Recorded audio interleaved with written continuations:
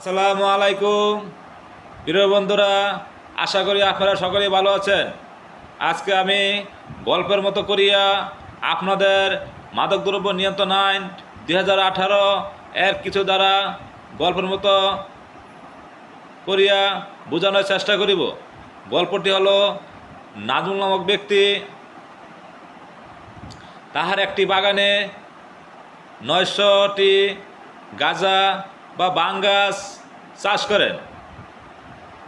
উল্লিখিত ঘটনার সংবাদ পুলিশকে দিলে পুলিশ ঘটনাস্থলে যাইয়া তাহার সত্যতা পায় এবং নাজমুলকে ধৃত করে।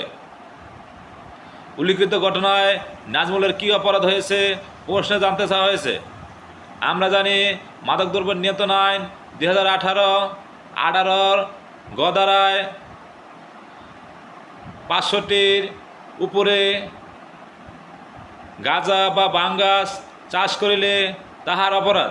তাই উল্লিখিত ঘটনার বা উল্লিখিত প্রশ্নের অ্যান্সার করিতে হবে মাদকদ্রব্য নিয়ন্ত্রণ আইন 2018 36 1-18 গদারা দিয়ে।